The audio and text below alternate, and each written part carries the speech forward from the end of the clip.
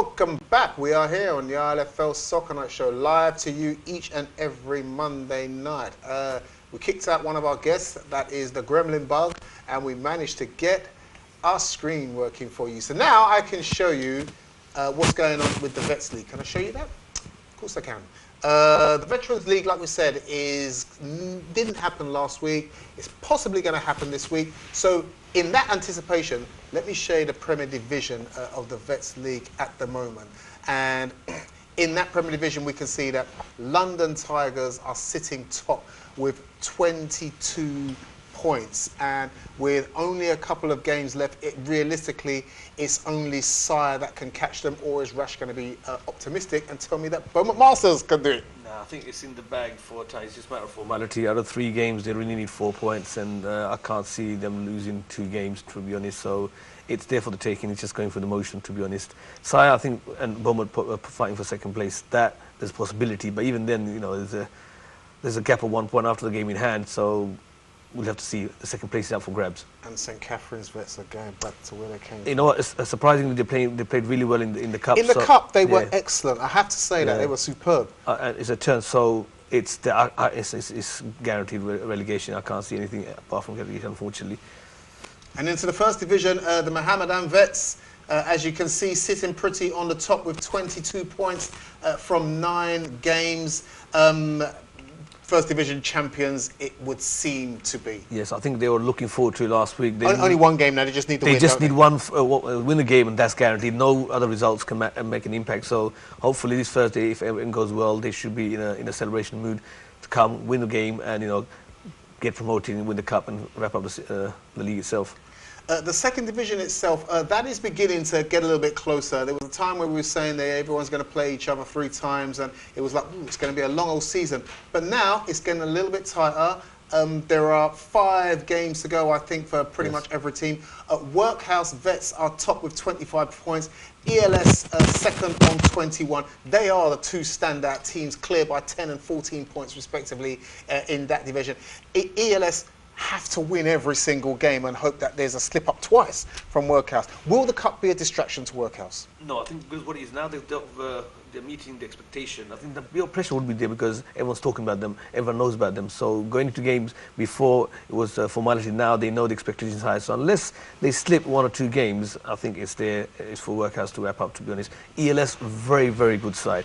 I just hope they just finish off teams, because I like the way they play, but they just don't score enough goals and kill off teams. But a really good team to watch. They will be disappointed to possibly then end up still being a second division side next time out. That's correct. But I think it's down to them in the early couple of weeks in the beginning of the season. They weren't penetrating or scoring enough goals, win the game they should have. They dominate possession, creating chances, but they never finish off those chances, and that obviously is reflecting on their position in the league. Let's have a look at some of the fixtures that are due to take place this Thursday down at Mabley Green. In the Premier Division here on your screen, you can see 3 games. Beaumont Masters playing Aberhani, Sire playing St Catherine's. Weavers now cup finalists against London Tigers, and that's the game that London Tigers need to win. Weavers, they may want to spoil the party for the Tigers as well, so it's not a foregone conclusion there. So I'm sure the Weavers Vets will want to do something there. Into the first division, and as we can see, Mohammedan, like we said, just need 3 points from their game against Revive to be crowned the first division champions. Everybody else will be fighting it out to do what they need to do. You don't particularly want to be the team that goes down from the first division, because either ELS or Workhouse will be waiting for you depending on who gets left behind in that division. ELS go up against the City Vets, Workhouse go up against the Reserves. I still think there's a little bit of a slip coming up for one of those teams somewhere along the line. I think all of the teams in the second division are beginning to even themselves out a little bit much now. Not by much, but I think they are. I saw Workhouse just scrape a 1-0 win a couple of weeks ago and then sit back and defend it. I think there's still a sting in the tail to come there. That's your Vets League football to come up. What I will do as well, like I said, because we had glitches in the system, you weren't able to see a lot of the stuff a little bit earlier. What I'll do is I'll go back and I'll show you the Premier Division, the ILFL Winter League Premier Division table. Here it is for you again, and there you are. You can see that Ace are top with Richard and Stepney right behind them. In fact, only 3 points cover the top 4 teams. So all of a sudden, the Premier Division is looking tasty, and everyone's licking their lips and waiting to see what will happen there. In the First Division, Redcoat, as you can see, are clear, and then 1, 2, 3, 4 teams behind them, separated by 5 points from Seoul Youth down to Bow. But realistically, I think it's probably only the top 4 who will feel that they have a realistic chance of doing something in that First Division and possibly jumping out. Well done to Arsenal getting the win that you needed. You needed to lift yourself up. Let's see if you can climb a little bit, because you're only 3 points behind Bow, who are in 5th place. So a couple of good results. Let's see what happens. Games to come this Sunday into the Premier Division. We have to discuss. There's London Tigers versus St Catherine. There's Hawk and Eagle versus Bromley. And there's Ace versus Beaumont. So I'm going to go this way, because Shaquille's not in a good mood. And you're going to be expecting a win for Bromley and nothing less. But Hawk and Eagle are emerging. Yeah, but I still think a win would be easy win for Bromley. I think Tigers would be an easy game for them as well. Ace Beaumont, that's a tough one, that one. That is a tough one. So, like you said, this is the game that Beaumont needed to test themselves. I think for both teams, to be honest, even for Ace, they'll feel this will be a challenge. Obviously, they can see Beaumont's in good form. They're in good form. They're top of the league. They're confident. They're in a good form as well. So I think for Hassan would be looking forward to this match. So would Arif and Abdul and Gulzar looking for that. So I'm looking forward to it, actually, because both teams are back on form, on a good winning streak, and both know these are vital 3 points going into, obviously, the Christmas break.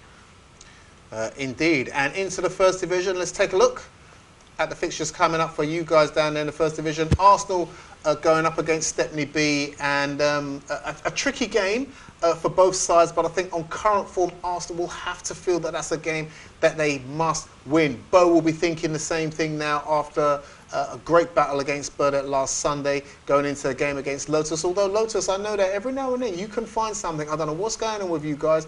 Are you struggling for players turning up in a week, or is it just the key players are just not turning up week in, week out and are irregular? Maybe we need to get you on the show and talk to you about that. Burdett taking on AMY after a defeat. Burdett will want to bounce back, but AMY look like the team that ended last season. PYO against Esprit. Big game, massive game for those two in that division. Esprit have found their form, are kicking on, and are looking to put points, a gap between themselves and PYO. And PYO must get something out of this game if they want to establish themselves right back up the top of the table. And then here we go, Redcoat versus Seoul Youth. Seoul Youth, sometimes you think that all of a sudden they're going back to the Seoul that we think they are, and then it all falls apart. Another tough game. Can they stop the Redcoat juggernaut? That's the first time I've used that word this season, because that's what Redcoat are doing to teams, steamrollering them. I need to talk to you about something else. We're a couple of weeks away from our first fixtures in the Champions Cup. Yes, it's been a long time coming. Well, it's been a long time for me, because I wish we could play these games right from the beginning of the season. But we have to wait. The format's been set, the time is right, and the fixtures have been set out. And the first fixtures are going out in 3 weeks' time, maybe 2 weeks' time from this Sunday. It's 2 weeks' time from this Sunday.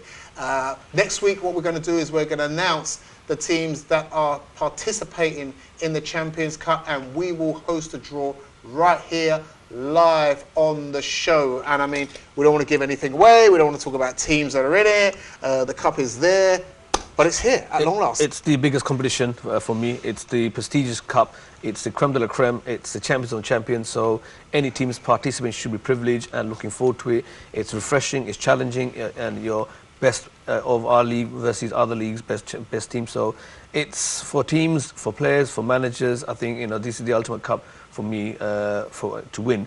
And hopefully next week we'll announce the team and do the draw, and look forward to the fixture, which will be played on the 11th of December. Sunday, 11th of December is the first fixture, and we will see all the teams, who's playing who, and we'll take it from there. Okay, great. Can I just remind you guys as well, I mentioned a couple of weeks ago that we're trying to increase the platforms that you can get in touch with us. We have a Facebook account, which I know some of you may use. We have a Twitter account, which none of you use, it seems. But you all like WhatsApp, and what we did is we created a WhatsApp group for you guys to get involved and talk to us while we're here live on the show. We have an ILFL Soccer Night Show WhatsApp group, and when I look at it right now, you're either all glued to the TV and have put your phones down, Oh, nobody's got anything to say. But over the last couple of weeks, we've had comments back from people based on your performances on a Sunday, maybe even on a Thursday. And as the show has been running over the last couple of weeks, I'm just going to mention something that comes in from Mohamed Faiz from Esprit. He was talking about his game yesterday.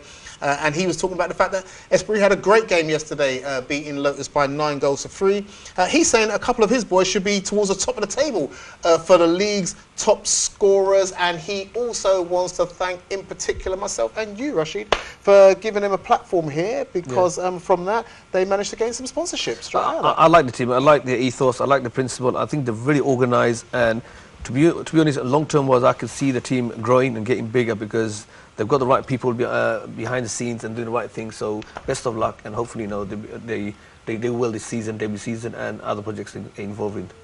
And it also goes to show that the ILFL Soccer Night show, in partnership with NTV, is a great platform for you to highlight yourselves, your team, and look what you could possibly get out of it. So this is where you need to be. If you feel you want to say something, you've got something to say about yourselves, your team, anything that we say on here, get yourselves down. You can contact myself, you can contact Rash, you can contact any of us on the ILFL committee, and we'll make sure that you get to sit in one of these lovely red seats being occupied by Shaquille and Rashid. Shaks, I'm going to talk to you a little bit now about the run that Rashid spoke about earlier, because you're taking part in that. You did come on the show and talk about it in a couple of weeks' time. Tell me about your own personal commitment towards it and what it means to you. Well, I'm doing a lot of stuff, a lot of training, and I have to sort of slightly change my dietary of the way I eat and what I eat. I do a lot of training with Adidas at the moment, so every Monday night I've been off for a few weeks from here, so I do a lot of running, training-wise.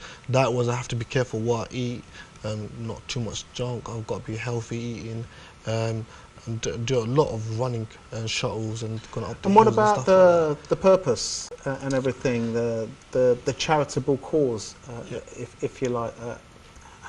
What effect does that have on you, and what does that mean to you? Well, when people do eventually see the video later on that we're going to show, it's really touching, and it's sad that if we just take a moment of our lives and just sitting down and think about like how lucky we are as a person, that we hardly ever think about. And the children, it's really cold outside. It's really, really cold. And in Bangladesh, how the children they're cold, they're on the streets, they're not having any shelter to live on. They're sleeping on little corners, and while it's raining and thundering and the wind, it's just how lucky we are just to be here, and we don't appreciate what we have. So it's something that we can think about, and it's really touching, and that is what is motivating me more in terms of just looking at them and want to do that extra. Try and do under 2 hours if I can, to do my personal best under 2 hours. Yeah, it's very poignant, and it is very touching, like we said, and we're going to put some meat on the bones and give you some details and show you something on that in the final segment of the show. The ILFL, as an organisation, like we said, we like to be involved in also. Sometimes it's more than just football, and this is something that we as an organisation, as a committee, are honoured to be a part of, and support Shaquille as one of our own committee members for doing that. We're going to talk a little bit more about it after this short break. You're here live on a Monday night with the ILFL Soccer Night show. We'll see you shortly.